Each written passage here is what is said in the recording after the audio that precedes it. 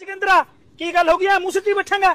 ਉਹ ਕੀ ਦੱਸਾਂ ਲਾਲਾ property dealer ਠੱਗੀ ਮਾਰ ਗਿਆ। ਪ੍ਰਾਪਰਟੀ ਡੀਲਰ ਠੱਗੀ ਮਾਰ ਗਿਆ? ਉਹ ਲੱਖ ਰੁਪਏ ਦੀ ਸਾਈ ਲੈ ਗਿਆ ਮੇਰੇ ਤੋਂ। ਐਂ ਚੱਕ ਕੇ ਫੜਾਤਾ। ਉਹ ਹੋਰ ਹੁਣ ਕੀ ਉਹ ਕਰਾਂ? ਫਿਰ ਫੋਨ ਨੰਬਰ ਹੋ ਬੰਦੇ ਬੰਦੇ ਇਕੱਠੇ ਕਰ ਫੋਨ ਮਾਰ ਉਹਨੂੰ। ਉਹ ਮਾਲਕ ਦਾ ਤਾਂ ਨੰਬਰ ਹੀ ਨਹੀਂ ਦਿੱਤਾ, ਪਤਾ ਨਹੀਂ ਆਪਦੀ ਫੋਨ ਤੇ ਕਿਹਦੇ ਨਾਲ ਗੱਲ ਕਰਵਾਈ ਗਿਆ। ਓਏ ਬੋਲੇ ਬੰਦੇ ਛੋਟਾ ਇਹ ਚੱਜ ਦਾ ਦਿਮਾਗ ਹੋਵੇ, ਕਾਹਨੂੰ ਛੋਟਾ ਠੱਗੀਆਂ ਹੁਣ ਆ ਸਾਡੇ ਵਰਗੇ ਨਾ ਬਈਆਂ ਭਰਨ।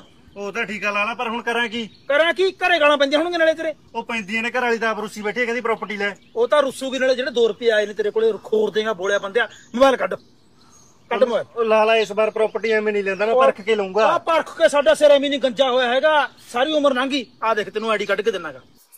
Sangrur property sale and purchase. ਹਾਂ ਪ੍ਰਾਪਰਟੀ ਤਾਂ ਸੋਹਣੀ ਆ ਲਾਲਾ। ਪ੍ਰਾਪਰਟੀ ਸੋਹਣੀ ਆ ਨਾ? ਹਾਂ। ਬੰਦੇ ਵੀ ਸੋਹਣੇ ਨੇ। ਠੀਕ ਆ, ਗੱਲ ਸੁਣ ਲੈ, ਸਿੱਧੀ ਮਾਲਕਾਂ ਨਾਲ ਗੱਲਬਾਤ ਕਰਾਉਂਦੇ ਨੇ ਇਹ। ਮਾਲਕਾਂ ਨਾਲ? ਹਾਂ, ਕੋਈ ਵਿਚਾਲੇ ਵਿਚੋਲਾ ਨਹੀਂ ਹੈਗਾ। ਫੇਰ ਠੀਕ ਆ ਲਾਲਾ। ਹਾਂ ਚੱਲੀਏ ਫਿਰ। ਚੱਲੀਏ। ਹਾਂ ਤੁਸੀਂ ਕਿਸ ਬਾਤ ਲਈ ਜਾਂਦੇ ਹੋ ਭਾਈ? ਆ ਮੋਬਾਈਲ ਨੰਬਰ ਚੱਲ ਰਿਹਾ ਹੈਗਾ ਸਕਰੀਨ ਤੇ, ਫੋਨ ਮਾਰ ਲਓ।